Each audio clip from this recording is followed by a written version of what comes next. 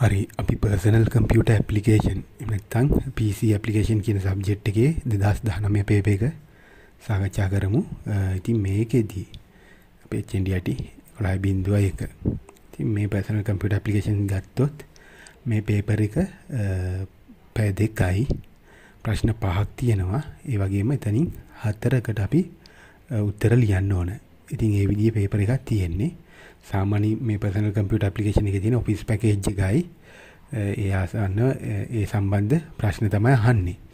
එතකොට මේකට ඕන කරන අමතර දැනුම දැන් මම මේ වීඩියෝ එකේදී 2019 පේපර් එක සාකච්ඡා කරනවා. ඉතින් මේකට ඕන කරන දේවල් අවශ්‍ය දේවල් තව මම ඊට කලින් සාකච්ඡා කරපු මම introduction to computer කියලා වීඩියෝ කීපයක්. ඒ කියන්නේ HNDA වල තියෙන introduction to computer subject එක ඒකත් මේ syllabus එකම තියෙන එක. හැබැයි word වෙනකම් විතරයි basic දේවල් සහ words තමයි තියෙන්නේ. ඉතින් ඒකේ මම පාස් පේපර් 3ක් 2017 18 19 පාස් පේපර් 3කුයි ඊට අමතරව එක තියරි පැහැදිලි කිරීම කරන වීඩියෝ එකකුයි කරා. ඉතින් අන්නේ වීඩියෝ ටිකයි ඊට අමතරව මම මීට කලින් කරපු මේ ළඟදී තිබිච්ච හાર્ඩ්වෙයාර් එක්සෑම් එකට කරපු කම්පියුටර් හાર્ඩ්වෙයාර් පාස් පේපර් එකේ දැනුමත් තියෙන එක හොඳයි මේකට. ඉතින් ඒ වීඩියෝස් අවශ්‍ය නම් ඒක බැලුවේ නැත්නම් ඒවා බලන්න. මොකද ඒකෙන් තව අමතර දැනුමක් ගන්න පුළුවන්. ඉතින් මම මේ වීඩියෝ එකේ ඩිස්ක්‍රිප්ෂන් එකේ දාන්නම් ඒ ලින්ක්ස් ටික. ඒ කියන්නේ කම්පියුටර් හાર્ඩ්වෙයාර් පාස් පේපර් සාකච්ඡා කරපු වීඩියෝ එකයි ඊට අමතරව introduction to computer කියලා HNDA එකේ කරපු එතන වීඩියෝ 4ක ප්ලේලිස්ට් එකක් තියෙනවා ඒකයි. හරි. ඉතින් අපි බලමු මේ මෙතන තියෙන personal computer application එක ප්‍රශ්න ටික කොහොමද එන්නේ කියලා. දැන් පළවෙනි ප්‍රශ්නේ බලන්න. office package එක ගැන අහලා තියෙන පොදුවේ කොහොමද? Why do we need office productivity tools? office productivity tools අවශ්‍ය වෙන්නේ ඇයි කියන එක. ඉතින් සාමාන්‍ය ඔක නෝට් එකේ නම් තියෙන්නේ මොකද්ද? අපිට යම්කිසි ඩොකියුමන්ට් එකක් ඒකේ කාර්යයට වඩාත්ම සුදුසු වෙන පරිදි නිර්මාණය කරන්න බලන්න සහ අවශ්‍ය පරිදි වෙනස්කම් කරන්න තමයි මේ ටූල්ස් අවශ්‍ය වෙන්නේ කියන එක. එහෙම නැත්නම් ඉතින් මෙතෙන්දී අපිට අපේ වැඩ පහසුවෙන් කරගන්න වගේ එහෙම දේවල් ටිකක් වුණත් හිතලා ලියන්න පුළුවන් ওই ප්‍රශ්නෙට. ඉතින් සාමාන්‍යයෙන් තියෙන්නේ අරකේ නෝට් එකේ තියෙන එක තමයි to create view and modify a document to make it suit for its purpose. ඒ කියන්නේ යම් කිසි ඩොකියුමන්ට් එකක් ඒකේ අරමුණ සඳහා වඩාත්ම සුදුසු පරිදි නිර්මාණය කරන්න වෙනස්කම් කරන්න සහ ඒක බලා ගන්න තියෙන ටූල්ස් කියලා තමයි ඔක තියෙන්නේ. හරි. ඊට පස්සේ දෙවනි කොටස කියනවා මොකද්ද? What is mean by software package? Give 2 examples. ඉතින් software package කියන එක ගැන මම software වර්ග විවිධ වර්ග ගැන සාකච්ඡා කරා. මම කලින් කිව්ව වීඩියෝස් ටිකේ බලා ගන්න පුළුවන්. software package එකක් කිව්වොත් අපිට කියන්න පුළුවන් මොකද්ද? යම්කිසි කාර්යයක් නිශ්චිත කාර්යයක් වෙනුවෙන් නිර්මාණය කරපු programs ගොඩක collection එකක්. අන්න ඒ වගේ ඒ කියන්නේ එකිනෙක සම්බන්ධයක් තියෙන programs set එකක එකතුවක් තමයි මේ software package එකක් කියලා කියන්නේ. ඒ කියන්නේ යම්කිසි නිශ්චිත කාර්යයක් වෙනුවෙන් නිර්මාණය කරපු එකිනෙක හා සම්බන්ධතාවයක් තියෙන programs ගොඩක එකතුවක්. ඒ විදිහට කියන්න පුළුවන්. හරි. ඊට පස්සේ ඒකේ examples අහනවා. example දෙකකුත් අහනවා. මොකද example දෙකකට ලකුණු දෙකක් ඇති. ඉතින් අපිට examples විදිහට office package එක කියන්න පුළුවන්. ඊට පස්සේ වෙන ඕන තරම් application software අපි දන්න ඕනේ. Photoshop ඔය එක ඒක ඉතින් ලියන්න පුළුවන් ඕන තරමක. ඊළඟට explain why office productivity software is important in office environment. ඒ කියන්නේ මොකද්ද? මේ office productivity software office environment එකේ වැදගත් වෙන්නේ ඇයි කියන එක. ඒ කියන්නේ office එකක් ඇතුළේදී වගේ මේක ඇයි වැදගත් වෙන්නේ. ඉතින් ඒකට අපිට කියන්න පුළුවන් මොනවාද? අපිට මේකෙන් අපිට පහසුවෙන් වැඩ කරන්න පුළුවන්. කාර්යක්ෂමයි, ඵලදායී. ඊට පස්සේ අනිවාර්යයෙන්ම ඩොකියුමන්ට් වල ක්වොලිටි එක වැඩි වෙනවා. ඊට පස්සේ අපිට රිපෝට්ස් හදා ගන්න පහසුයි මේ වයින්. කාර්යක්ෂමතාව මනින්න පහසුයි. ඉතින් ඔන්න ඔය වගේ හේතු නිසා පොඩි විස්තර කිරීමක් තමයි මෙතන කරන්න වෙන්නේ. තුන්වෙනි එක. ඉතින් ඒකත් තියරි නිකන් අපිට ඔෆිස් පැකේජ් එක පාවිච්චි කරන එකේ වාසි ටික තමයි ඉතින් ඔතන ගැලපෙන්නේ. ඕක කියන්න පුළුවන්. අතර what are the 4 types of office productivity tools explain with examples. ඒ කියන්නේ office productivity tools ඇතුලේ තියෙන types 4 අහනවා examples එක්ක. ඉතින් මෙතන තියෙන මොනවාද? එකක් තියෙනවා word processing. ඒ කියන්නේ මොකද්ද? අපිට ගන්න පුළුවන් මෙන්න මේවා word processing. sorry. කළු පාට පේන්නේ නැහැ නේද? අපි බලමු. word processing ගන්න පුළුවන්. එතකොට ඒක එකක්. මේක මොනවද? letters වගේ documents හදන්න දීලා තියෙන software එක. ඉතින් උදාහරණ විදිහට මොනවද? Microsoft Word ගන්න පුළුවන්. ඊට පස්සේ Google Docs. ඊට පස්සේ يعني Microsoft එකේ තියෙන Word එක MS Word. ඊට පස්සේ Google තියෙනවා මොනවද? Docs. ඊට පස්සේ Apple එකේ තියෙන Pages. ඊට පස්සේ OpenOffice ඒ පැත්තේ ගියත් Writer එක. ඒ වගේ ඒව ගන්න පුළුවන්. ඉතින් ඒක ඊළඟට දෙවනි එකක් විදිහට අපිට ගන්න පුළුවන් spreadsheet. ඒ කියන්නේ මොනවද? spreadsheet කියන්නේ calculation වලට හදලා තියෙනවා. Excel වල අපි කරන්නේ data handle කරන්නේ calculate කරන්න වගේ දීලා තියෙන software එකක්. එතකොට මොනවද තියෙන්නේ? MS Excel තියෙනවා. ඊට පස්සේ Google Sheets තියෙනවා. Google Sheets තියෙනවා. ඊළඟට Apple ලගේ number කියන එක තියෙනවා. ඊට පස්සේ OpenOffice ඒකේ calc එක ඔන්න ඔය විදියට ගන්න පුළුවන්. ඉතින් ඔයවා උදාහරණ විදියට. ඊළඟට තව මොනවාද? ඊළඟ තියෙනවා presentation tools.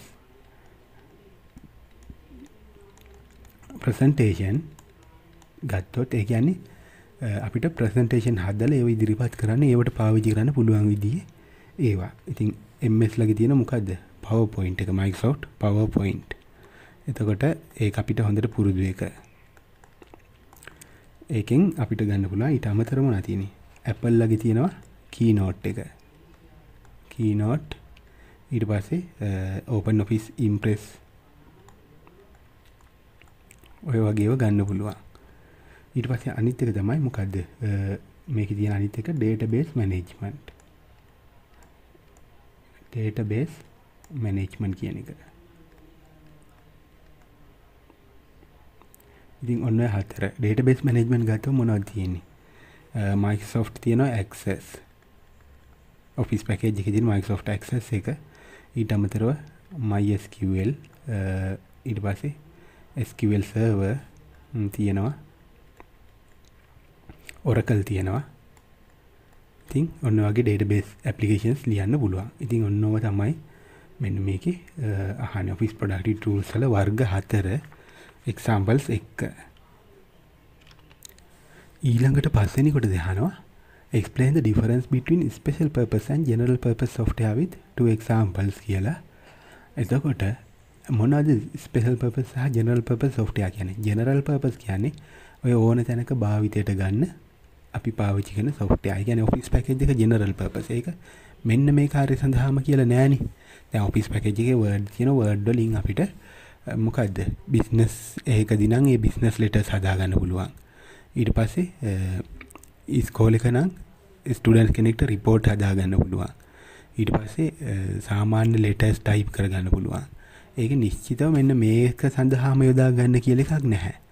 එතකොට Photoshop වගේ එකක් ගත්තොත් ඒවා අපිට business card හදන්න, photo edit කරන්න, album නිර්මාණය කරන්න, banners හදා ගන්න, handbill වගේ ගොඩක් දේවල් වලට පාවිච්චි කරන්න පුළුවන්. ඉතින් අන්නේ නිශ්චිතව මෙන්න මේකයි කියලා නැතුව ඒ කියන්නේ general purpose software කියන ඒවා ගොඩක් වෙලාවට නිකන් අපි හිතමු open market එකේ ඕන කෙනෙකුට අරගෙන තමන්ගේ වැඩක් කරගන්න පුළුවන් විදියව තමයි general purpose කියලා කියන්නේ. ඒ කියන්නේ පොදුවේ නිශ්චිතව මෙන්න මෙයා වෙනුවෙන් විතරයි මේක කියලා එකක් නැහැ. පොදුවේ අරගෙන අපිට වැඩ කරගන්න පුළුවන්. එතකොට special purpose software කියන්නේ මොනවද? විශේෂ කාර්යයක් තියෙන්න ඕනේ උට. special purpose software ගත්තොත් යම්කිසි විශේෂිත කාර්යයන් සඳහා පමණ භාවිතා වෙන ඒවා. දැන් උදාහරණයක් විදිහට අපි ෆෝන් වල දාගෙන පාවිච්චි කරනවා. දැන් ඔතන ඔය banking app තියෙනෝනේ. බැංක් වලින් දීලා තියෙන apps. එතකොට අපි හිතමු මොකක් හරි බැංක් එකක app එකක් ගත්තොත් ඒක නිශ්චිතම ඒ බැංක් එකේ customers ලට විතරයි. මොකද ඒක බෑන්ක් එකේ නැති මේ බෑන්ක් එකේ account එකක් නැති කෙනෙක්ට ඒ app එකෙන් වැඩක් වෙන්නේ නැහැ. උදාහරණයක් විදිහට දැන් අපි හිතමු එහෙම නැත්නම් මේක දැන් මම පාවිච්චි කරනවා Mobitel Self Care කියලා app එකක් තියෙනවා. ඉතින් Mobitel Self Care app එක ගත්තොත් මොකද වෙන්නේ? ඉතින් ඒක Mobitel නැතුව වෙන කනෙක්ෂන් එකක් පාවිච්චි කරන කෙනෙක්ට මොකද වෙන්නේ? ඒක හරියන්නේ නැහැ. ඉතින් අන්න ඒ වගේ ඒක ස්පෙෂල්. ඒ කියන්නේ යම්කිසි නිශ්චිත. ඒ කියන්නේ එතකොට අපි හිතමු එහෙම ඔය කම්පැනිස් වල තියෙන ඒගොල්ලොන්ගේම software. ඒ කියන්නේ ඒ කම්පැනි වෙනුවෙන්ම නිර්මාණය කරගත්තු ඒවා. ඒව එතකොට ඒ කම්පැනි ඇතුලේ වැඩට තමයි යොදාගන්නේ වෙන තැන් වලට නෙමෙයි. ඉතින් අන්න ඒ වගේ යම්කිසි විශේෂ කොටසක් වෙනුවෙන් විශේෂ කාර්යයක් වෙනුවෙන් හදපු තමයි අපි special purpose software කියලා කියන්නේ. ඉතින් අන්න ඒ විදිහට ගන්න පුළුවන්. ඊට පස්සේ අපි දෙවනි ප්‍රශ්නෙට යමු. දෙවනි ප්‍රශ්නේ ගත්තොත් what is word processing software කියලා කියන්නේ. word processing software කියන්නේ මොකක්ද? ඉතින් එතන තියෙන්නේ අපිට ගන්න පුළුවන් මොකක්ද? අපිට මොනවා හරි documents create කරන්න, edit කරන්න, අවශ්‍ය පරිදි formatting සකස් කරන්න, print කරන්න, save කරන්න වගේ පහසුකම් සපයන software එකකට අපි කියනවා word processing software එකක් කියලා. ඉතින් ඔන්න ඔය දේවල් ටික තමයි උතන තියෙන්න ඕනේ. කියන්නේ document එකක් create, edit, format, print, save වගේ වැඩ ටික කරන්න පහසුකම් සපයන software එකක්. ඊට පස්සේ දෙවෙනි කොටසේ බලන්න shortcut keys ටිකක් තියෙනවා. ඒවා අදාළ එක ගලපලා ලෝරන්න තියෙන්නේ. එතකොට එක control J කියන්නේ මොකද්ද? justify align. justify align කරන එක තමයි. එහෙනම් මේක එන්නේ මොකද්ද? එකට එන්නේ D කියන එක. ඊට පස්සේ control shift C. control shift C කියන එකෙන් එන්නේ format paint එක. ඒක අපිට එහෙනම් E කියන එක එතෙන්ට ගන්න පුළුවන්. ඊළඟට දැන් මේ justify කියන්නේ මොකද්ද? අපි උඩම මේක word වල තියෙනවා අර දෙපැත්ත. මේ පැත්තෙනුත් එක ගානට balance වෙන්න, මේ පැත්තෙත් මේක ගානට balance වෙන්න document එකේ අකුරු වල line එක ගානට එන්න තමයි අපි justify කියන එක පාවිච්චි කරන්නේ. ඉතින් එතන අපිට control එකත් එක්ක J දුන්නාම මේ දෙපැත්තම ඊට පස්සේ ඔකේ තියෙනෝනේ තව line ටික අපිට ඒව ගන්න පුළුවන් මොනවයින්ද? L වලින් left වලට ගන්න පුළුවන්. left එක ඊට පස්සේ අපිට ගන්න පුළුවන් right ගන්න පුළුවන් R වලින්. justify control J නේ.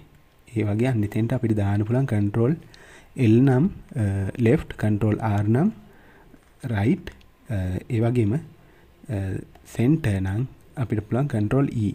C කියලා එකක් නෑ. මොකද C කියන එක අපි copy වලට ගන්න ඕනේ. ඒක හින්දා center වලට තියෙන control E කියන එක. හරි. දැන් ඔන්න ඔය වගේ justify කරන්න ගන්න පුළුවන්. ඊළඟ මේක format paint. ඊට පස්සේ මෙන්න මේ දෙක control V කියන්නේ මොකද්ද? paste කරන්න ගන්න එක A. paste your text. එතකොට එතන තියෙනවා අපි සාමාන්‍යයෙන් දන්නේ මොනවද? අපි control එකත් එක්ක ගන්නවා C ගන්නවා copy කරන්න, X ගන්නවා cut කරන්න, ඊට පස්සේ V ගන්නවා paste කරන්න. ඉතින් ඒකේ තේරුම මම කලින් කියලා තියෙනවා. අර කලින් වීඩියෝස් ටිකේදී ඔය පැහැදිලි කරලා තියෙනවා. C X V ඊට පස්සේ U ගන්නවා undo කරන්න, ඒ වගේම Y ගන්නවා redo කරන්න. ඒ කියන්නේ මෙන්න B. එතකොට එහෙනම් control shift F වලින් ඉතුරු වෙන්නේ මොකද? change font face. එහෙනම් ඒ කියන්නේ C කොට මෙන්න මේක තමයි එතන change කරන්න එන්නේ. හරි. එතකොට ඊට අමතරව මෙන්න මේ control C X U තාම මොනවද තියෙන්නේ? අපිට ගන්න පුළුවන් එතකොට V Y ඒ ටිකක් තියෙනවනේ. open කරන්න control O. ඊට පස්සේ save කරන්න control S. new document එක ගන්න control N. ඊට පස්සේ open කරපු document එක close කරන්න control W. ඔන්න ඔය වගේ software ටිකක් ගන්න පුළුවන් ඔතන. හරි. එතකොට ඒක ඔන්න පැහැදිලි. ඔය shortcut අපිට මතක තියෙන ඕන ගොඩක් ඒවා අහනේවා. ඒ වගේම මෙන්න මේ වගේ දැන් control shift F වලින් අපිට ආයේ මොකද්ද? change font face. font එකේ වර්ගය වෙනස් කරන්න පුළුවන්. ඒ වගේම තමයි control එකයි shift එකයි එක්ක අපිට පුළුවන් P එක දාලා font size හදාගන්න. ඕක පුළුවන්. ඒ කියන්නේ සයිස් වෙනස් කිරීම ඒතන ඩයලොග් එක ගන්න පුළුවන්. ඊට පස්සේ අපිට තව තියෙන මොනවාද? මෙන්න මේවා. කන්ට්‍රෝල් එකත් එක්ක B වලින් බෝල්ඩ් කරන්න පුළුවන්, I වලින් ඉටැලික් කරන්න පුළුවන්, U වලින් අන්ඩර්ලයින් කරන්න පුළුවන්. ඊට පස්සේ කන්ට්‍රෝල් එකට සමාන ලකුණක් ගැහුවාම කන්ට්‍රෝල් එක ෆොන්ට් සයිස් එක වැඩි කරන්න පුළුවන්. කන්ට්‍රෝල් එක shift එකත් එක්ක මේ සමාන ගැහුවම ෆොන්ට් සයිස් වැඩි කරන්නේ මේකෙන්නේ සුපර්ස්ක්‍රිප්ට් වලට. ඒ කියන්නේ අර x වර්ගය වගේ දාන්න පුළුවන්. සුපර් නෙමෙයි සබ්ස්ක්‍රිප්ට් එක මෙතන ඉන්නේ. ඒ කියන්නේ H2O වගේ සමාන ලකුණ ගැහුවොත් මෙන්න මේ control shift එකත් එක්ක ධන ලකුණ ගැහුවොත් සුපර්ස්ක්‍රිප්ට් එක එනවා x වර්ගය වගේ ඒ ටික ගන්න පුළුවන්. හරි. ඊළඟට අපිට ගන්න පුළුවන් තව මොකද? control එකත් එක්ක මේ greater than mark එක මේක දැම්මොත් අපිට font size එක වැඩි කරන්න පුළුවන්. මේ පැත්තට less than mark එක දැම්මොත් font size එක අඩු කරන්න පුළුවන්. ඊට අමතරව control එකත් එක්ක තරුව දැම්මොත් අපිට අර show hide ඒ කියන්නේ show hide කියන්නේ අර අපි ස්පේස් තියපු අර මේවා අපිට බලා ගන්න පුළුවන්. ඒ කියන්නේ normal document එකේ පේන්නන්නේ නැති tabs space වගේ සංකේත ටික ඔතනින් බලා ගන්නයි hide කරන්නයි පුළුවන්. ඉතින් ඔන්න ඔය වගේ තමයි shortcut keys අපි නිතර භාවිතා ගන්න ඒවා තියෙන්නේ.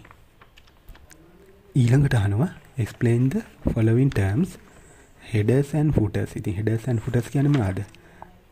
අපේ document එකේ page එකක ඉහළින් headers දානවා, පහළින් footers දානවා. ඒ area එකේ අපිට මොනවද දාන්න පුළුවන්? අපිට page number දාන්න පුළුවන්. ඊට පස්සේ හැම page එකකටම යන පරිදි මොකක් හරි title එකක් හරි, ඊට පස්සේ author ගේ නම හරි, ඊළඟට වෙනත් footnote පැහැදිලි කිරීම, ඒ වගේ දේවල් දාන්න තමයි headers සහ footers පාවිච්චි කරන්නේ. ඊළඟට hyperlink තියෙනවා B කොටසේ. hyperlink කියන්නේ මොකද්ද? hyperlink කියන්නේ අපේ document එකෙන් web pages හෝ වෙනත් files access කරන්න පුළුවන් විදිහේ සම්බන්ධයක් අපේ document එක ඇතුළත් කරන්න පුළුවන් hyperlinks හරහා. හරි. ඊට පස්සේ තියෙනවා මොකද්ද? state 4 types of documents that you can with mail merge. mail merge වලින් කරන්න පුළුවන් documents 4ක්. ඉතින් අපිට letters පුළුවන්. ඊට පස්සේ labels පුළුවන්. envelopes, emails. ඉතින් ඔන්න ඔය වගේ 4ක් ගන්න පුළුවන් අපිට. ඒ වගේම මේ mail merge process එක සමහර විට ඇහුවොත් ඒ process එක මම විස්තර කරලා තියෙනවා. අර කලින් කිව්ව introduction to computer videos වල. ඉතින් ඒකෙන් ඒක බලා ගන්න පුළුවන්. ඊළඟට what are the 5 types of views in MS Word briefly explain. මෙන්න මේ type ටික මොනවාද? print layout, full screen reading, ඊට පස්සේ web layout, outline සහ draft. මෙතන මම හිතන්නේ draft එක ඇරෙන්න අනිත් ටික මම විස්තර කරා. මට draft එකේ වෙලේ අමතකුණා වගේ මට මතක විදියට මේ ඔය introduction to computer ඒකේ paper එකක් සාකච්ඡා කරද්දී අනිත් views ඔක්කොම මම විස්තර කරලා තියෙනවා. එතනින් විස්තර කිරීම බලා ගන්න. draft එක ගත්තොත් draft වල කියන්නේ මොකද්ද? draft එක කියන්නේ අපිට document එකේ තියෙන pictures වගේ දේවල් අයින් කරලා normal text වලින් විතරක් document එක බලා ගන්න තියෙන view එක තමයි draft කියලා කියන්නේ. ඉතින් ඔන්න ඔය ටික අපිට දෙවෙනි ප්‍රශ්නේ ඔහම ඉවර කරන්න පුළුවන්. හරි. ඊට පස්සේ තුන්වෙනි ප්‍රශ්නේ Excel වලින් අහලා තියෙන. ඉතින් Excel වල තියෙන මුලින්ම write 3 advantages of using spreadsheet software. spreadsheet software පාවිච්චි කරන advantages එකේ වාසි තුනක් අහනවා. ඉතින් අපිට මේකේ පුළුවන් අපිට data හොඳට organize කරගන්න පුළුවන් spreadsheet හරහා. ඒ වගේම අපිට calculations කරන්න පුළුවන්. ඒක තව වාසියක්. data පාවිච්චි කරලා calculation ඒකෙම කරගන්න පුළුවන්. ඊට පස්සේ අපිට ඒ වයින් spreadsheet software වලින් සපයලා තියෙන inbuilt functions. ඒ කියන්නේ අපිට functions කියන්නේ යම් යම් සුළු කිරීම වලට වගේ දේවල් වලට අදාළ functions පාවිච්චි කරලා එතකොට අපිට මහන්සි වෙන්න ඕනේ නැහැ. ඒකෙන් ලේසියෙන් වැඩේ කරගන්න පුළුවන්. ආපහු තියෙන data present කරන graph chart වගේ දේවල් අඳින්න පුළුවන්කම මේ software වල තියෙනවා. ඉතින් ඔන්නව තමයි වාසි වෙන්නේ. ඊට පස්සේ දෙවෙනි කොට දහනවා explain the following errors values in MS Excel. ඉතින් null null කියලා error එකක් එන්නේ මොකද්ද? ඒ කියන්නේ අපි intersection ඒ කියන්නේ මොන හරි selection area දෙකක් ගත්තොත් ඒ දෙකේ intersection එක empty නම් එහෙම නැත්නම් invalid intersection එකක් නම් තියෙන්නේ null කියලා එනවා. ඒකට පොදු කොටසක් නැත්තම්. ඊට පස්සේ එනවා num කියන්නේ මොකද්ද? num කියන්නේ number එකක් අපි incorrect විදියට use වෙච්ච තැනකදී තමයි num කියන error එක පෙන්වන්නේ. ref error එකේ ඉන්නේ cell reference එක වැරදි නම්. ඒ කියන්නේ අපි cell reference එකක් විදියට දීපු cell address එක වැරද්දක් තියෙනවා නම් ref කියන error එක පෙන්නනවා. value error එකේ ඉන්නේ අපි දෙන අගයේ වැරද්ද. ඒ කියන්නේ අපි හිතමු අපි මොක හරි පහ බෙදීම දෙක වගේ එකක් ප්‍රශ්නයක් නැහැ. අපි පහ බෙදීම p වගේ එකක් දුන්නා මොකද වෙන්නේ? පහ බෙදීම p වගේ කිව්වොත් දැන් p කියන්නේ අකුරන්නේ. ඒකෙන් බෙදන්න බෑ. ඉතින් ඒකම සාමාන්‍ය අරන්නේ වගේ අපිට වැරදි විදිහේ මේකක් දුන්නොත් ඒ කියන්නේ වැලියු එකක් වෙන්න නම් මේ සංඛ්‍යාත්මක අගයක් වෙන්න බෑ. එහෙම නොවන එකක් වුණොත් මොකද වෙන්නේ? අන්න ඒ වගේ තැන්වලදී ඔය error එක එනවා. ඊට පස්සේ තව error වර්ග කීපයක් තියෙනවා. ඔය හතර ඇරුණාම අපිට බලා ගන්න පුළුවන් මොනවාද? මෙන්න මෙහෙම hash එකත් එක්ක මෙන්න මෙහෙම error එකක් එනවා. ඒ කියන්නේ මොකද්ද? du0 කියන්නේ අපි බිංදුවෙන් සංඛ්‍යා බෙදන්න බෑනේ. අපි බිංදුවෙන් බෙදන්න ගියොත් ඔන්න ඔය error එක පෙන්නනවා. ඊට පස්සේ මෙන්න මේ NA කියන එක. ඒ කියන්නේ not available. ඒ කියන්නේ අපි refer කරන තැන ඒක වැරදි නම් එතන අගයක් එහෙම නැත්නම් ඒක ඒ කියන්නේ වැරදි reference එකක් නම් ඔතන අපිට ඒ විදිහට ගන්න පුළුවන්. ඒ කියන්නේ reference කරන තැන ඒ කියන්නේ ඒ සෙල් එක අවුලක් නැහැ. සෙල් එක තියෙන හැබැයි ඒකේ date එක නැහැ ඒ විදිහට. එතකොට අපිට මෙහෙම ගන්න පුළුවන් hash name. ඔහොම එකක් තියෙනවා. name එක පෙන්වන්නේ මොන වගේද? ගොඩක් වෙලාවට අපි පාවිච්චි කරන name එකක් Excel වලට recognize කරගන්න බැරි වුණාම ඒ කියන්නේ වැරදි name එකක් නම්. ඒ කියන්නේ මොකද අර name දෙනකොට පාවිච්චි කරන නීති රීති ටිකක් තියෙනවනේ. ඒ වයින් පිට පැන්නොත් එහෙම එනවා. ඊට පස්සේ සමහර වෙලාවට පෙන්නනවා හැෂ්ම පේලියක්. එතකොට හැෂ්ම පේලියක් පෙන්නනකොට ඇත්තට මේක error එකක් නෙමෙයි. එතන අගයක් එනවා.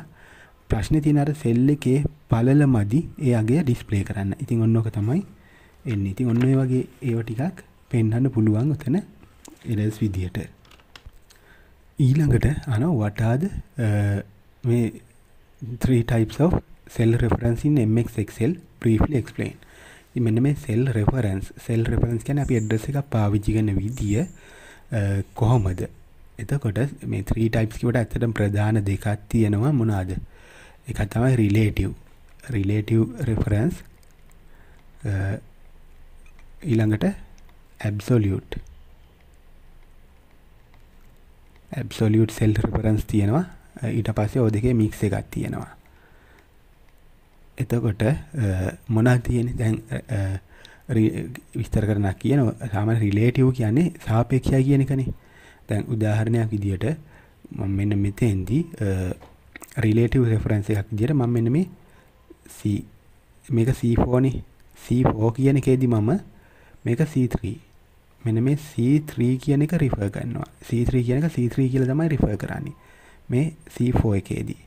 එතකොට C4 එකේදී මම ඒ කියන්නේ C3 කියන නමින් පාවිච්චි කරනවා. හරි මම මේක මෙහෙම කරන්නම්කෝ. මෙන්න සෙල් එක C4 මෙතන. ඉතින් මේකෙදි මම C3 කියලා refer කරනවා සෙල් එකක්. ඒ කියන්නේ මොකද? මෙයාට උඩින් එකනේ C3 කියන්නේ. එතකොට මේ relative එක refer කරන්නේ මෙහෙමයි. ඉතින් මම මෙන්න මේක copy කරොත් මෙන්න මෙතෙන්ට copy කරොත් මොකද වෙන්නේ?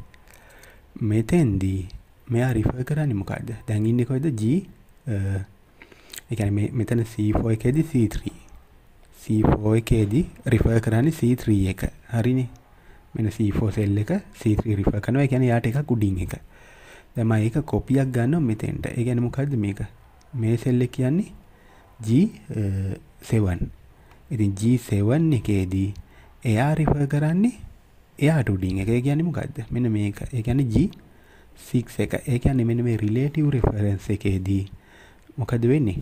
relative reference නම් තියෙන්නේ අපි මොකක් හරි එකක් copy කරද්දී ඒ තැනට සාපේක්ෂව එයා ඒ reference එක වෙනස් කර ගන්නවා. ඒ කියන්නේ බලන්න C3 කියනකොට අපි මේ C4 එකේදී C3 කියන්නේ මෙන්න C3 කියන්නේ මෙතන.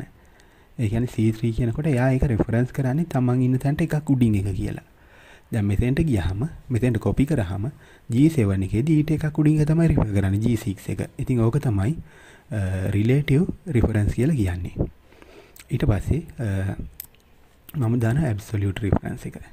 ඉතින් absolute reference එකක් කියන්නේ මම මෙන්න මෙතෙන්දී දානවා මෙහෙම. අවකම ගන්නම්කෝ. මම කලින් එහෙම ගන්නම්කෝ. මේකම C4 එකේදී C3 ම තමයි මම රිෆර් කරන්නේ absolute විදියට. මෙන්න C3 absolute විදියට absolute රිෆර් කරද්දී පොඩි වෙනසක් තියෙනවා. මොකද්ද? C4 එකේදී C3 රිෆර් කරන්නේ මෙන්න මේ විදියට. C4 එකේ absolute රිෆර් කරන්නේ මෙන්න මේ විදියට. දැන් normal රිෆර් කරද්දී relative නම් C3 කියලානේ උතන් ලිව්වේ අපි. දැන් මම දානවා මෙන්න මෙහෙම ඩොලර් මාක් එක. $C$3 කියලා. ඒ කියන්නේ මොකද්ද? absolute. දැන් ඩොලර් මාක් එක $3. ඒ කියන්නේ මොකද්ද? මේක C3 ම තමයි රිෆර් කරන්නේ. ඊට පස්සේ මම මෙතනින් කලින් වගේම මොකද කරන්නේ? මෙන්න මේ G7 එකට මේක කොපි කරනවා. ඉතින් මෙතනදී C3 G7 එකට ගියාම ඒත් C3 ම තමයි. ඇයි? මොකද මේක absolute reference එක නම් ඒ කියන්නේ මෙන්න මේ කොටුව ඇතුලේ දීලා තියෙන්නේ මේ විදියට නම් reference එක ඒ කියන්නේ ඩොලර් මාක්ස් එක නම් ඒක absolute. ඒ කියන්නේ මොකද්ද? අපි normal relative reference එකේදී මොකද කරන්නේ? නිකම්ම C3 කියලා ලියනවා. absolute එකේදී $C$3 කියලා තමයි ලියන්නේ. ඩොලර් මාක් එකත් එක්ක ඒක absolute reference එක වෙනවා. ඒ කියන්නේ අපි සෙල් එක මාරු කරාට refer කරන සෙල් එක එකමයි. මේ වගේ වෙනස් වෙන්නේ නැහැ ඒකට අදාළව. හරි. මම ඒක මෙන්න මෙතනින් දාගත්තා. මෙන්න relative එක C3 refer කරනකොට නිකම්ම C3 කියලා ලියන්නේ. අපේ C4 එකේ පදනම් කරගෙන තමයි අපි මේක කරන්නේ. එතකොට එහෙනම් relative එකේදී මොකද්ද? එයා relative කියලා ගන්නෙ එයාට උඩින් එක. ඒ කියන්නේ මොකද්ද? C3 කියන්නේ එයාට උඩින් එක කියලා ගන්නෙ. ඊට පස්සේ අපි ඒක G7 එකට කොපි කරොත් මේ වගේ මොකද වෙන්නේ? G7 එකට ගෙනාවහම එතෙන්දි රිෆර් වෙන්නේ ඊට උඩින් එක. ඒ කියන්නේ G6 කියන එක. ඒක වෙනස් වුණා. දැන් absolute එකේදී අපි $C$3 කියලා ඩොලර් මාක් එක දාලා තමයි ලියන්නේ. ඉතින් එතකොට මොකද වෙන්නේ? C4 එකේදී එයා ඊට උඩින් එක C3 රිෆර් කරනවා. හැබැයි අපි G7 එකට කොපි කරාම එතෙන්දි C3 ම තමයි රිෆර් කරන්නේ. ඒක තැනේ හැටියට වෙනස් කරගන්නේ නැහැ. මොකද absolute දුන්නාම ඒක නියතයි. එතන ඒක වෙනස් වෙන්නේ නැහැ. ඊට පස්සේ තියෙනවා mix කියලා එකක්. mix කියන්නේ ওই දෙකම තියෙන. ඒ කියන්නේ මම මෙන්න මේකෙදි දෙකක් රිෆර් කරනවා මෙන්න මෙහෙම. C4 එකේදී මම රිෆර් කරනවා මෙන්න මෙහෙම. එකක් C3 එක අනිත් එක C5 එක. උඩ එකයි යට එකයි. C3 එකයි C5 එකයි. හරි. අපි රිෆර් කරන දෙක තමයි C3 මම රිෆර් කරනවා මෙහෙම. $3 C5 එක $C5. දැන් මේක බලන්න relative නම් මොකුත්ම දාන්නේ නැහැ. කොලම් නම්බර් එකටවත් රෝ එකේ මේ නම්බර් එකටවත් මේ දෙකටම මොකුත් නැහැ. absolute එකේදී අකුරටත් $. තියෙනවා ඉලක්කමටත් $. තියෙනවා. mix එකේදී මෙන්න මෙතන පළවෙනි එකේදී බලන්න මොකද්ද? C අකුරට නෑ $. එක ඉලක්කමට විතරයි. මෙතන අකුරට $. එක තියෙනවා ඉලක්කමට නෑ. ඉතින් ඔන්න ඔය mix reference. mix reference එකේදී මොකද වෙන්නේ? ඉතින් mix reference එකේදී අපිට ගන්න පුළුවන් මේකේ දැන් මම ඕක යනවා G7 එකට. දැන් මේක ඇත්තට මේකෙදි මොකද වෙන්නේ? C4 එකේදී මේකෙන් එන්නේ C3 එකයි C5 එකයි. ඒක හරි. දැන් G7 එකට ගියහම මොකද වෙන්නේ?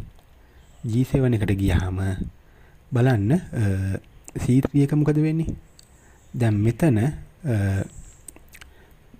ඇත්තටම මොකද වෙන්නේ? $. වලින් 3 එක absolute කරලා තියෙන්නේ. C වෙනස් වෙනවා. දැන් මෙතන C අකුර G ට වෙනස් වුණා. හැබැයි 7ට ගියාට මොකද උනේ? ඒක 7 ඉලක්කම වෙනස් වෙන්න බෑ. ඒක ඉලක්කම 3මයි. $. එක තියෙනවනේ. එහෙනම් C3 වෙනුවට දැන් මොකක්ද දෙන්නේ? ඒක G3 වෙනවා. අකුර විතරක් වෙනස් වෙන්න පුළුවන්. ඉලක්කම වෙනස් වෙන්න බෑ ඒකට ඩොලර් දාලා තියෙන නිසා. ඉතින් C වල ඉඳිද්දි C3 නම් C4 වල ඉඳිද්දි G වලට ගියාම ඒක G3 වෙනවා. ඊට පස්සේ C5 මේකේ මොකද්ද? C වෙනස් වෙන්න බෑ. ඇයි? C වෙනස් වෙන්න බෑ. ඉලක්කම වෙනස් වෙන්න පුළුවන්. එතකොට G7 වලදී මොකද්ද වෙන්නේ මේක? දැන් C5 කියන්නේ මෙතනනේ.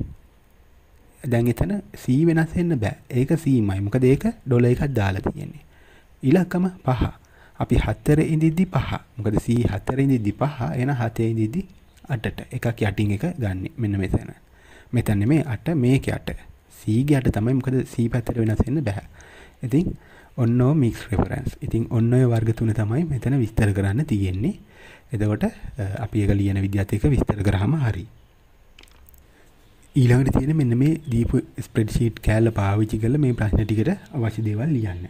ඉතින් මුලින්ම කියන්නේ display full name in cell C4. C4 කියන්නේ මෙන්න මෙතන අපි ලියන්න ඕනේ මොකද්ද? full name එක කියන්නේ මේකයි එකතු වෙන්න ඕන. දැන් නිමල් ගමගේ කියලා පෙන්නන්න ඕනේ. අපිට මෙන්න මෙතන ලියන්න පුළුවන් මොකද්ද? සමානයි මොකද්ද මේක? A4 මේක B4.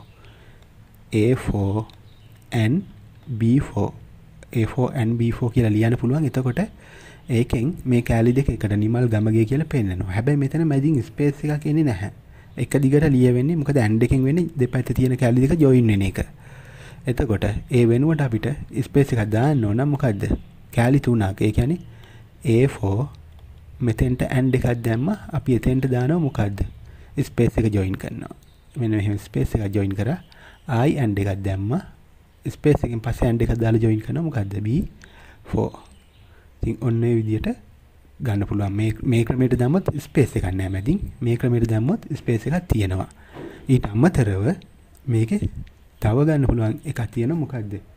ෆන්ක්ෂන් එකක් අපිට මෙන්න මෙහෙම පාවිච්චි කරන්න පුළුවන්. සමානයි concatenate. concatenate කියලා ෆන්ක්ෂන් එකක් තියෙනවා. මේකේ අපි දාන්න ඕන මොන දෙකද එකතු වෙන්න ඕනේ? A4 B4 A4 B4 දැම්මොත් හැබැයි හිස් තැනක් එන්නේ නැහැ. හිස් තැන ඕන නම් මොකද කරන්නේ? A4 ඊට පස්සේ ස්පේස් එකක් ආයි කමාවක් දාලා B4. ඉතින් ඔන්න ඔය විදිහට ඒ concatenate එකම තමයි මෙන්න මේ වරහන් දෙක අතර ස්පේස් එකකුත් එක්කම දාලා ගන්න පුළුවන්. එහෙනම් full name එක ගන්න ඔන්න ඔය විදිහට. B කොටසේ කියනවා calculate basic allowance in cell F4. F4 ගේ ඒ කියන්නේ මෙන්න මෙතන basic allowance calculate කරන්න කොහොමද? 115 from basic salary. Basic salary එකේ 115ක්. හැබැයි basic allowance in cell C මෙන්න C10 වල ඒක තියෙනවා. එතකොට C10 වල එතකොට එතන කියනවා use as absolute cell කියලා. එහෙනම් මෙතන අපි කොහොමද කරන්න ඕනි? අපි basic salary එක තියෙන්නේ කොහෙද? මෙන්න මෙතන D4 ගේ. මේ පෙළියට දාලා තියෙන D4 ගේ. එහෙනම් ඒක ගුණ කරන්න ඕන මෙන්න මෙතනින්. ඒ කියන්නේ C 10න්. එහෙනම් මෙතන අපි ලියන්න ඕනේ මොකද්ද? සමානයි D4 ගුණ කිරීම ඊට පස්සේ මොකද්ද? C 10. හැබැයි මේක ඩොලර් දාන්න ඕනේ. මොකද ඒක කියලාම තියෙනවා ඇබ්සොලියුට් කරන්න කියලා එක. මොකද ඒක අපි තනින් තනට කොපි කරද්දි ඒක වෙනස් වෙන්න බෑ. ඒක මෙතනම තියෙන්න ඕන. ඉතින් එහෙනම් මෙන්න උත්තරේ D4 ගුණ කිරීම $C $10. ඔන්නෝක තමයි මේකේ උත්තරේ එන්නේ. මොකද ඇබ්සොලියුට් විදියට ඒ මෙන්න මෙතන තියෙන්න ඕන C10 කියන එක. ඊළඟට මේකේ තියෙනවා මොකද්ද? calculate attendance allowance in cell G4. G4 එකේ ඒ කියන්නේ if G මෙන්න මෙතන G4 එකේ මොකද attendance allowance කියන එක calculate කරන්න කොහොමද? attendance එක 22 හෝ ඊට වැඩි නම් allowance 10යි basic salary එකෙන් ඊට පස්සේ එහෙම නැත්නම් බිඳුවයි. ඉතින් මේකට if එක පාවිච්චි කරන්න ඕනේ. if එක ලියන විදිය තියෙන්නේ මෙහෙමයි. if අපි දාන condition එක මොකද්ද? basic මේ attendance 22 හෝ ඊට වැඩි වෙන්න ඕනේ. attendance තියෙන්නේ කොහෙද? මෙන්න මෙතන. ඒ කියන්නේ මොකද්ද? E4 එක. එහෙනම් E4 මොකද්ද? විශාල හෝ සමානයි 22. ඔන්න condition එක. හරි ගියොත් මොකද වෙන්න ඕනේ? basic salary එකෙන් 110ක් attendance allowance දෙන්න ඕන. එහෙනම් basic salary කියන්නේ කීයද? මෙන්න මේක. ඒ කියන්නේ D4 වැඩි කිරීම 110 එතෙන්ට එන්න ඕන. ආයිකමාවක් දාලා වැරදුනොත් මොකද? ඒක නැත්තම් allowance එක 0යි. එහෙනම් මෙතෙන්ට 0යි. ඔන්න ඔය විදියට අපිට ගන්න මේක if තියෙන්නේ. එතකොට if e4 විශාල හෝ සමාන 22 ඊට පස්සේ හරි නම් තමයි මුල් කමාවෙන් පස්සේ දාන්නේ. හරි නම් වෙන්න ඕන දේ d4 ගෙන් 10%ක් වැරදි නම් ඊට පස්සේ බිඳුවක්. ඒ විදියට. හරි ඊට පස්සේ බලන්න calculate net salary in cell H4. net salary එක cell H4 ගේ calculate කරන්න ඕන. මෙතන තමයි අපි type කරන්න ඕනේ. මොනවාද? ඒක තියෙනවා basic salary plus basic allowance plus attendance allowance. එහෙනම් basic salary කියන්නේ මෙතන plus basic allowance plus attendance allowance. මෙන්න මේ ටිකේ එකතුව තමයි එන්න ඕනේ. එහෙනම් සමානයි මොකද්ද? මෙතන ගහන්නේ සමානයි මොනවාද? D4 ධන මේක මොකද්ද? F4 ධන ආපහු attendance allowance කියන්නේ මෙතන. ඒ කියන්නේ G4.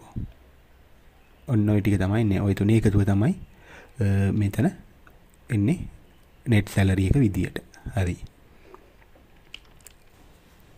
E කොටස කියන්නේ count the number of employees with value greater than 35000ක් තියෙන මෙතන basic salary 35000ට වැඩි අය. ඉතින් A12 කියන එකට ගන්න ඕනේ. ඉතින් A12 cell එකේ අපි ගහන්න ඕනේ මේක 35000ට වැඩි අය ගන්නෙ කොහොමද කියන එක. මේ salary තියෙන්නේ කොතනද? කී දෙනෙක් ඉන්නවද කියන එකනේ බලන්න ඕනේ. මෙන්න අපිට බලන්න ඕන range එක. මෙන්න මේ range එකේ ඒ කියන්නේ කොහෙද? D4න් පටන්ගෙන මේ D column එක තියෙන්නේ D4න් පටන්ගෙන මෙන්න මෙතන 8 වෙනකන් D4 ඉඳන් 8 වෙනකන් අතරේ අපි බලන්න ඕනේ 35000ට වැඩි කීයක් ඉන්නවද කියන එක. එතකොට මේක කොහොමද කරන්නේ? ඉතින් ඔකට අපිට normal count කියන එක ගන්න පුළුවන්. මොකද count අපි දැම්මොත් range එක මෙහෙම count මම මෙතන වැඩිපුර එකක් කරන්නේ මේ count range එක දාන්නේ D4 සිට D8 දක්වා කියන එක මෙන්න මේ විදියට D8 මේ dot දෙක colon mark එකකින් තමයි දාන්නේ. හැබැයි මෙහෙම දැම්මොත් උත්තරේ එනවා 1 2 3 4 5ක්. ඇයි මෙතෙන්දි 35000ට වැඩිද නැද්ද ඒව බලන්නේ නැහැ. count කරන්න තියෙන්නේ සංඛ්‍යා තියෙනව count වෙනවා. එතකොට හදිස්සියෙන් මෙතන count A දැම්මනම් මොකද වෙන්නේ? count A කියලා දැම්මනම් මේ range එක දුන්නා නම් සංඛ්‍යා විතරක් නෙමෙයි මොනවා හරි data තියෙන. ඒ කියන්නේ හිස් ඒවා ඇරෙන්න මොනවා හරි තියෙන හැම එකම count කරනවා. count වලින් එන්නේ numbers විතරයි. හිස් ඒවා හෝ වෙනත් text වගේ ඒවා count එන්නේ නැහැ. count A දැම්මොත් හිස් ඒවා අතාරිනවා. හැබැයි මොනම හරි data තියෙනවා නම් ඒක count වෙනවා. ඉතින් මෙතන ඔය දෙකම හරියන්නේ නැහැ. 35000ට වැඩිය විතර count කරන්න ඕන. අපි ඔතන දාන්න ඕනේ සමානයි count if වරහන් දෙක එනවා මෙහෙම. වරහන් දෙක ඇතුලේ ලියන්න ඕන ටික මම කියන්නම්. මොකද්ද? වරහන් දෙක ඇතුලේ එන්න ඕනේ මෙන්න මේ විදියට එක range එක දෙන්න ඕන D4 ඉඳලා D8 දක්වා කමාවක් දාලා මෙන්න මෙහෙම දානවා. මෙතන ඔතන පැහැදිලි නෑ මම කල වෙනම ලියන්නම්. සමානයි count if එක වචනයක් count if කියන්නේ තනි මොකද්ද? range එක තමයි D4 ඉඳලා D8 වෙනකන්. එහෙනම් D4 colon mark එක දැම්ම dot දෙක ඊට පස්සේ D8 range එක ඊට පස්සේ මොනවද 35000ට වැඩි. එහෙනම් මොකද්ද? ඒක අපි දානවා මෙන්න මෙහෙම double quotation වගේ ඇතුලේ 35000ට වැඩි වෙන්න ඕන. ඉතින් ඔන්න ඔහම දැම්මනම් හරි අපිට ඕන count එක ගන්න පුළුවන්කම ලැබෙනවා. ඉතින් ඔහොමයි තමයි ඒකේ උත්තරේ ගන්නේ. ඊළඟට මේකේ තියෙනවා මොකද්ද? display the income level if net salary 35000ට වැඩි නම් high කියලා එන්නේ 35000 හෝ ඊට වැඩි නම් ඊට පස්සේ net salary එකම 30000 හෝ ඊට වැඩි නම් middle කියලා එනවා. නැත්තම් low කියලා එන්න ඕන. මෙන්න මෙතෙන්ට තමයි ගන්න ඕනේ. එතකොට අපි මේකේ type කරන්න ඕන මොකද්ද 35000 හෝ ඊට වැඩි නම් මොකද්ද net salary එක මෙන්න මෙතන.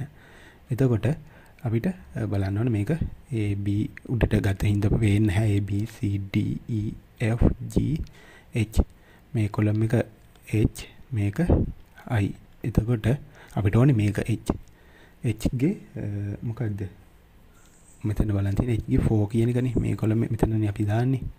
එතකොට කොහොමද ඒ ලෙවල් එක ගන්න නම් අපි net salary එක අනුව තමයි ගන්න ඕනේ. එහෙනම් h4 තමයි check කරන්නේ net salary එකට.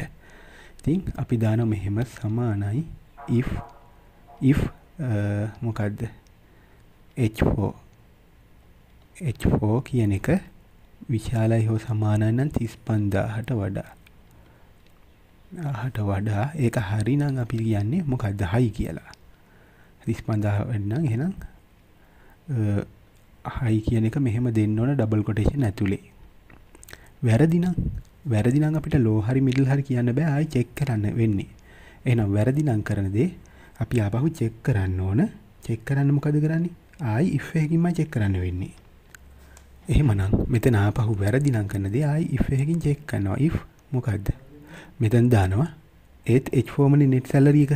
h4 විශාල හෝ සමානයි 30000 ඔන්න කන්ඩිෂන් එක.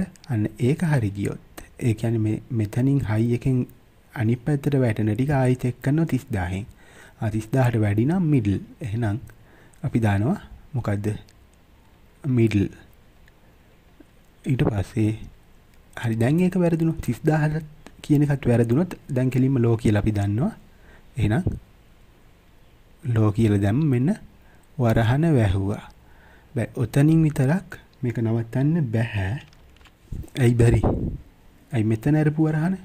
ඒක වැහෙන්න ඕන මෙතන. ඉතින් ඔන්න ඔය විදිහට තමයි මේකේ උත්තරේ එන්නේ. ඒ කියන්නේ if දෙකක් තියෙන if එක ඇතුලේ ආපහු වැරදුනොත් ආයි if එක තමයි check කරන්නේ. ඉතින් ඔන්න ඔය විදිහට ඒක ගන්න පුළුවන් අපිට. ඉතින් ඔය ටික තමයි මේකේ කරන්න තියෙන්නේ.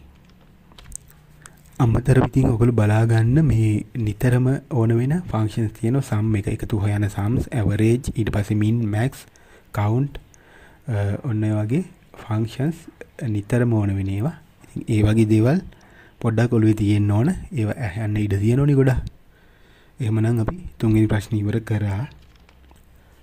හතරවෙනි ප්‍රශ්නේ තියෙන්නේ PowerPoint වලින් write to application software for presentation. ඉතින් ඔකට උදාහරණ මම මුල් ප්‍රශ්නේදී කිව්වා presentation කරන්න අපිට ගන්න පුළුවන් විදිහේ application software දෙකක්. ඉතින් උතන PowerPoint ගන්න පුළුවන්, Apple Keynote එක, ඊට පස්සේ OpenOffice Impress ඔය වගේ දේවල් ගන්න පුළුවන්. ඊට පස්සේ දෙවෙනියට අහන්නේ write 3 advantages of computer based presentation. computer based presentation කරන එකේ වාසි මොනවාද කියලා.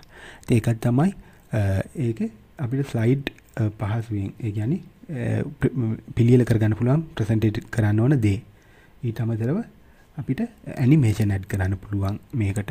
ඊට පස්සේ විෂුවල් ඒඩ්ස් ඒ කියන්නේ පින්තූර, ප්‍රස්තාර වගේ දේවල් යොදාගෙන පැහැදිලි කිරීම ඇඩ් කරන්න පුළුවන්. අමතරව තව නෝට්ස් දාන්න පුළුවන්. ඒ කියන්නේ අදාළ ප්‍රසන්ටේෂන් එක ස්ලයිඩ් එකේ පෙන්නන දේට අමතරව ඒක විස්තර කරන්න notes ටිකක් දාන්න පුළුවන්. ඊට පස්සේ තුන්වෙනි කොට දානවා what are the 4 types of views in MS PowerPoint. view හතරක් එතන අහන්න. ඉතින් ඔකේ තියෙනවා normal view එක අපි සාමාන්‍යයෙන් වැඩ කරන්නේ ඔය view එකේදී. එතකොට ඒක අපිට ගන්න පුළුවන් normal. ඊට පස්සේ තව තියෙනවා මොකද්ද? slide sorter. එතකොට slide sorter කියන්නේ මොකද්ද? ඒ කියන්නේ අපිට thumbnail විදියට slide ඔක්කොම වගේ පොඩි කොටු විදියට බලා ගන්න පුළුවන්. ඒකෙන් අපිට අයිඩියා එකක් ගන්න පුළුවන් මේ ගැන. ඊට පස්සේ notes page කියන්නේ ස්ලයිඩ් එකයි ඒකට දාපු notes ටිකයි අපිට එකට බලා ගන්න පුළුවන්. notes විදියට මොනවද ඇඩ් කරලා තියෙන්නේ කියන ඒවා. ඊට පස්සේ outline එකේදී අපිට අර bullets විදියට word වල outline වගේම තමයි කරුණු බලා ගන්න පුළුවන්කම තියෙනවා. ඊට පස්සේ reading view එකේදී අපිට තියෙන කරුණු කියවන්න පුළුවන් විදියට ගන්න පුළුවන්. ඊට පස්සේ slide show view එක තියෙනවා. slide show කියන්නේ මොකද්ද? slide show කියන්නේ අපි presentation එක කරන වෙලාවට තියෙන view එක. ඉතින් ඒකෙන් ඔය ටික ගන්න පුළුවන්. ඊළඟට තියෙනවා හතරවෙනි එක list down 4 important points to design an effective presentation and explain their importance. ඒ කියන්නේ මෙතන කරුණු හතරක් අහනවා හොඳ presentation එකක් කරන්න. ඒකේ වැදගත්කමත් එක්ක. ඉතින් මෙතෙන්දී අපිට කරුණු කීපයක් ගන්න පුළුවන්. එකක් තමයි අවුට්ලයින් එකක් දාන එක. අවුට්ලයින් එක කියන්නේ අපි ප්‍රසන්ටේෂන් එකේ මුල් ස්ලයිඩ් එකේ හෝ දෙකේ දානවා මේ ප්‍රසන්ටේෂන් එක ඉස්සරහට යන්නේ කොහොමද මොන කරුණුද සාකච්ඡා වෙන්නේ කියන නිකන් පාටුණක් වගේ එකක්. ඒක පැහැදිලිව තියෙන එක හොඳයි. එතකොට මොකද ප්‍රසන්ටේෂන් එක බලන් ඉන්න කෙනෙක්ට අයිඩියා එකක් එනවා මොනවද අපි මේක ඉස්සරහට කතා කරන්නේ කියන එක. ඉතින් එහෙම ගන්න පුළුවන්. ඊළඟට ස්ලයිඩ් ස්ට්‍රක්චර් එක. ස්ලයිඩ් ස්ට්‍රක්චර් කියන්නේ ස්ලයිඩ් එක කොහොමද හදලා තියෙන්නේ. එතකොට ස්ලයිඩ් ස්ට්‍රක්චර් එක ගත්තොත් මොනවද? අපි මේකේ දාන්න ඕනේ සාමාන්‍ය කරුණු පොයින්ට් වශයෙන්. පොයින්ට්ස් සාමාන්‍යයෙන් මහ ගොඩක් දාන්න නැතුව එක ස්ලයිඩ් එකකට. එතකොට ඒකේ තියෙනවා කරන්න ඕන දේවල්. ඒ කියන්නේ අර තරු දදා හරි ඒ වගේ දානවා මිස ඡේද ලියන්නේ නැහැ. ඡේද ලිව්වොත් ඒක කියව ගන්න අමාරුයිනේ. සාමාන්‍ය හොඳ ප්‍රසන්ටේෂන් එක අපි දාන්නේ පොයින්ට් ෆෝම් එකෙන් කරුණු ස්ලයිඩ් එකකට 5ක් 6ක් වගේ උපරිම වෙන්න දාලා හදනවා ලොකු ඡේද නැතුව. එතකොට එතනදිත් වැදගත්ම දේ තමයි තියෙන්නේ. ඊට පස්සේ අපි විස්තර කරන එක අපි කරන්න ඕනේ ඒ වෙලෙට ඕරල් ප්‍රසන්ටේෂන් එකක්. ඒ කියන්නේ පොයින්ට් එක තියෙන බලාගන්න ඒක අපිට විස්තර කරන්න පුළුවන්. ඒක ස්ලයිඩ් ස්ට්‍රක්චර් එක තියෙනවා. ඊට පස්සේ අපිට ෆොන්ට්ස් ගැන සැලකිලිමත් වෙන්න ඕන. මොනවාද ෆොන්ට්ස් කියන්නේ? ෆොන්ට්ස් ගත්තොත් සයිස් එක සාමාන්‍යයෙන් පේන තරමේ ලොකු වෙන්න ඕන. ඕනවට වඩා පොඩි එකක් දැම්මොත් ඒක බලන කෙනාට පේන්නේ නැහැ. ඒ වගේම තමයි ওই වැල් අකුරු වගේ ෆොන්ට්ස් මග හැරලා හොඳ කියවන්න පුළුවන් විදිහේ ඒ ෆොන්ට්ස් පාවිච්චි කරන්න ඕන. එතකොට තව එකක් තියෙනවා. තව මොනවාද? කලර්ස්. කලර්ස් ගත්තොත් මොකද වෙන්නේ? කලර්ස් කියන ඒවා ගත්තොත් ෆොන්ට්ස් වලට එහෙම දාන කලර්ස් අනිවාර්යයෙන්ම බෑග්ග්‍රවුන්ඩ් කලර් එකෙන් කැපිලා පේන්න ඕන. අකුරු කියවන්න බැරි එහෙම. ඊට පස්සේ අනවශ්‍ය පරිදි එක එක කලර්ස් දාන්න නැහැ. ගොඩක් වෙලාවට කලර් සීමිත ප්‍රමාණයක් පාවිච්චි කරලා අපි මේක යොදාගන්නේ. එතකොට ඒක නැත්තම් කලර්ස් ගොඩක් දැම්මොත් ඒක හැට අමාරුයි. ඒ කියන්නේ ඕනවට වඩා නිකන් අර විකාර කරන්නේ නැතුව අපි පවත්වාගෙන යන්න ඕන. හොඳ පැහැදිලි කලර්ස් දෙකක් හෝ තුනක් වගේ උපරිම දාගෙන එහෙම. ඊට පස්සේ මොනවාද?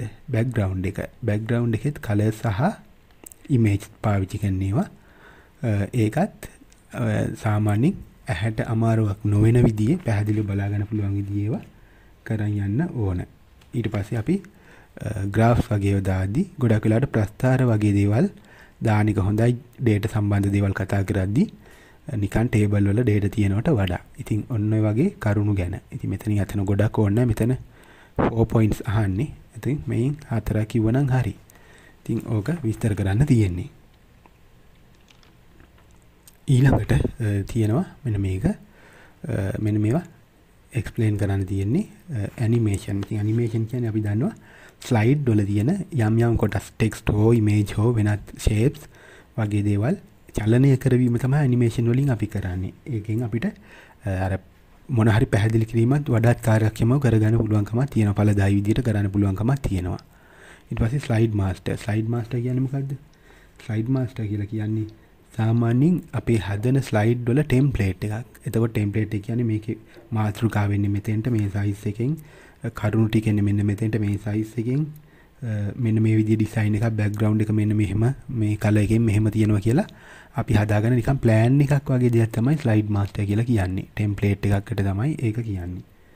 ට්‍රාන්සිෂන් කියන්නේ ස්ලයිඩ් එකකින් තව එකකට මාරු වෙද්දී දෙන ඉෆෙක්ට් එක. ඉතින් ඒ ඉෆෙක්ට් එක අපිට පාවිච්චි කරන්න පුළුවන් ස්ලයිඩ් අතර මාරු වෙද්දී ටිකක් අර මේ ඇට්‍රැක්ෂන් එක තියාගන්න පාවිච්චි කරන්න පුළුවන් දෙයක් ට්‍රාන්සිෂන්.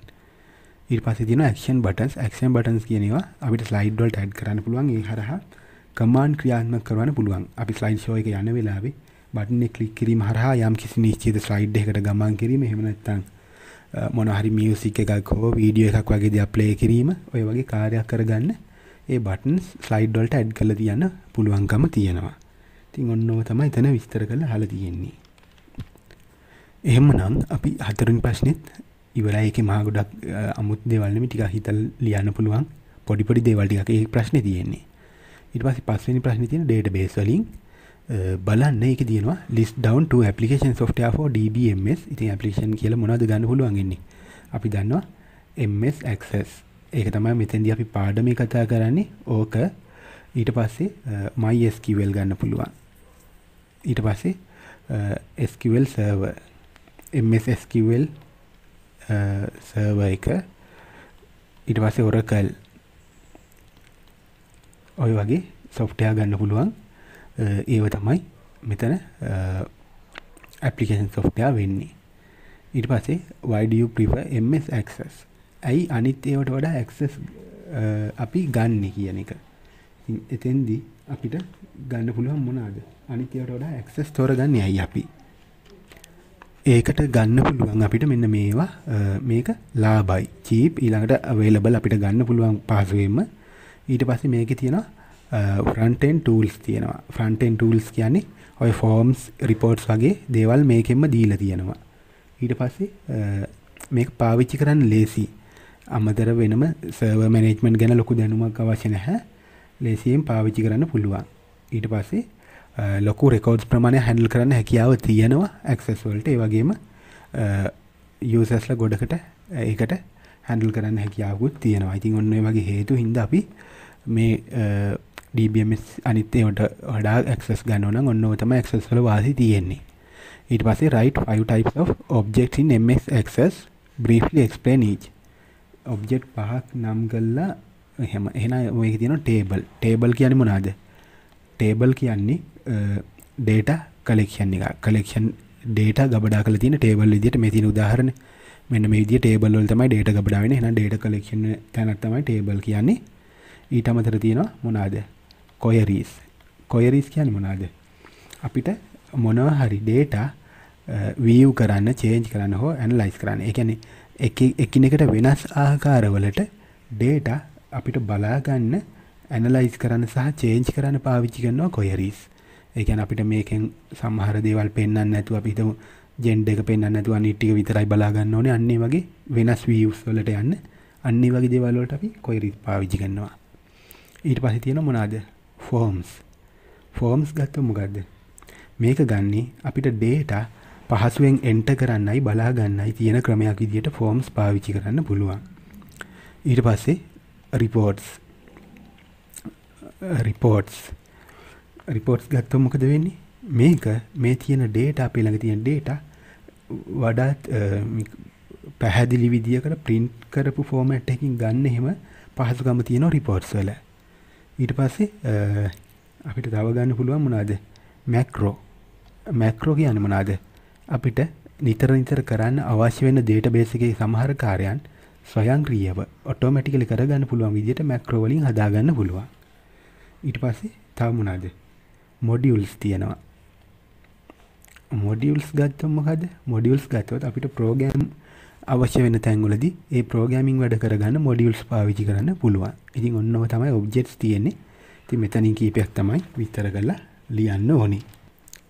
ඊළඟ කොටසින් අහන්නේ answer the question based on following tables which denotes part of student information database. මෙන්න මේ student කියලා table එකක් තියෙනවා. ඊට පස්සේ exam කියලා table එකක් තියෙනවා. මෙන්න මේකේ අසුරෙන් ඊළඟ ප්‍රශ්න ටිකට උත්තර දෙන්න තියෙන්නේ. ඉතින් මේකේ කියනවා identify the primary key of each table. primary key. එතකොට primary key කියන්නේ මොනවාද? unique identify කරගන්න පාවිච්චි කරන්නේ. ඉතින් ස්ටුඩන්ට්ස්ලා වෙන වෙනම අඳුන ගන්න දීපු නම්බර් එක තමයි ස්ටුඩන්ට් නම්බර් එක. එහෙනම් මේකේ primary key එක ඕක. exam එකේදී කට්ටිය වෙන වෙනම අඳුනගන්නේ index number එකෙන්. එහෙනම් මෙන්න ඒකේ primary key එක. ඒක අපිට සාමාන්‍ය දැනීමෙන් හිතලා ගන්න පුළුවන්. මොකද ඔන්න ඔය විදිහට වෙන primary key කියන්නේ මොකද්ද කියන එක දැනගන්නයි ඕනේ. primary key කියන්නේ මොකද්ද? අපි එක entry එකක් අනිත් entry එකෙන් පැහැදිලිව වෙන් කරලා uniquely identify කරගන්න පාවිච්චි කරන්නේ. මොකද්ද? අන්න ඒක තමයි primary key එක වෙන්නේ. හරි. එතකොට ඔන්න අපි primary key දෙක හෙව්වා. ඊළඟට මේකේ තියෙන්නේ මොකද්ද? identify foreign key from above table. foreign key එක. ඉතින් foreign key එක මොකද්ද කියලා අහනවා. ඉතින් මෙන්න මේකයි එක table එකක primary key එකක්. දැන් බලන්න මේකේ primary key එක මේකේ තියෙනවා student number කියන එක. එතකොට මෙන්න මෙහෙම තියෙනකොට මොකද්ද මේකනේ? මේ table එකේදී මේක හඳුන්වන්නේ foreign key එකක් කියලා. මෙන්න එහෙනම් foreign key එක exam table එකේ student number කියන්නේ foreign key. ඇයි foreign කියන්නේ විදේශයි වගේ අදහසක් තියෙන්නේ. මේක පිටින් ආපු එකක්. ඇයි ස්ටුඩන්ට් කියන එකෙන් මෙතෙන්ට ආපු එකක් තියෙන්නේ. එහෙනම් මෙන්න මේක foreign key එකක් වෙනවා. ඊළඟට මෙන්න මෙතන මොකද්ද? මේ කියනවා write suitable data type for each column in exam table. exam table එකේ මෙන්න මේවට ගැලපෙන data types ඉතින් මොනවාද? ඉතින් මේකේ මෙතෙන්ට මේ තියෙන index number කියන එකට අපිට ගන්න පුළුවන් text තමයි තියෙන්නේ. මොකද numbers හරියන්නේ අකුරුත් තියෙනවනේ ඒකේ. මේක short text කියලා තමයි අලුත් version වල තියෙන්නේ. short text කියන එක පරණ version වල text කියලා තිබ්බේ. ඉතින් මෙතෙන්ට ගන්න වෙන්නේ ඒකම තමයි. සාමාන්‍ය short text කියන්නේ පොඩි වචනයක් වගේ දාන්න අකුරු 255කට වඩා අඩු ඒවා දාන්න. text හෝ short text කියන නම් දෙකම ගන්න ඕකට. ඉතින් මෙතෙන්ටත් ගැලපෙන්නේ ඒක. මෙතන තියෙනෙත් අකුරුනේ ඒක. මෙතනත් අකුරු මෙතනත් එහෙමයි. මෙතනත් ඉලක්කම් විතරක් ගන්න බෑ S අකුර තියෙනවා. ඒ කියන්නේ මේ ඔක්කොටම හරියන්නේ short text එහෙම නැත්නම් text කියන type එක. අපි අනිත් type ටිකකුත් බලමු. තව තියෙනවා memo කියලා පරණේ වයිදි හඳුන්වපු memo පරණ අලුත් ඒ වයිදි ඕක හැඳින්නුවේ long text කියලා. long text ඒ කියන්නේ මොකද්ද? දිග විස්තරයක් දානවා නම් දැන් මෙතන නම් අකුරු 5ක් වගේනේ. එහෙම නෙමෙයි ඡේදයක් වගේ ලොකු විස්තරයක් දානවා නම් මෙන්න මේ type එක ගැලපෙනවා දිග විස්තර. ඊට පස්සේ number type. number type එක ගන්නේ අපිට සංඛ්‍යාත්මක අගයන් දාන්න. දැන් මෙතන මොකුත් නැහැ. එහෙම තියෙනවා. අපිට එහෙම. ඊළඟට currency කියන එක තියෙනවා. මොනවටද? currency කියන්නේ මුදල් අගයන් දාන්න ගන්න format එක. currency ඊට පස්සේ date time කියලා format එකක් තියෙනවා. දිනය සහ වේලාවන් දාන්න date time. ඊට පස්සේ yes no කියලා තව format එකක් තියෙනවා. yes no එක පාවිච්චි කරන්නේ යම් කිසි දෙයක් yes ද no ද කියන value දෙක තමයි එතන තියාගන්නේ. ඒ තීරුවේ එහෙම ගන්න පුළුවන්. ඊට පස්සේ අපිට තව ගන්න පුළුවන් hyperlink. hyperlink එකේ අපිට hyperlink කියන්නේ මොකද්ද? අපිට දාගන්න පුළුවන් මොන හරි web address එකක් වගේ දෙයක්. ඊට පස්සේ ole object. ole object වගේ එක වෙන files ගබඩා කරන්නේ image වගේ. ඉතින් ඔන්න ඒ වගේ data types තමයි නිතරම භාවිතා වෙන data types තියෙන access වල. ඉතින් ඔන්නවා ගන්න පුළුවන් එතෙන්ට. ඊළඟට D කොටස කියනවා write the following queries by using query design view. මෙන්න මේ queries ටික මෙතන ගත්තොත් මොකද කරන්නේ? select index number where the status is repeat. දැන් මෙතන අපිට index number එක status repeat කියලා ගන්න ඕන.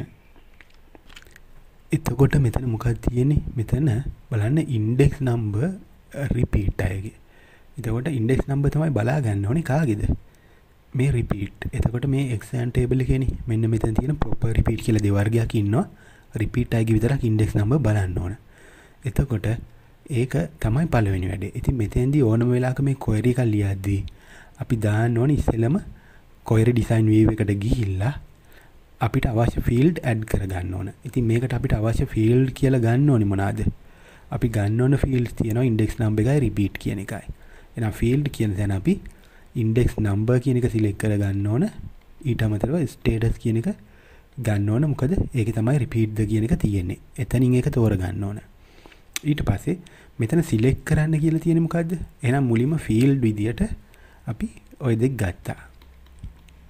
fields විදියට index number එකයි status එකයි ගත්තා.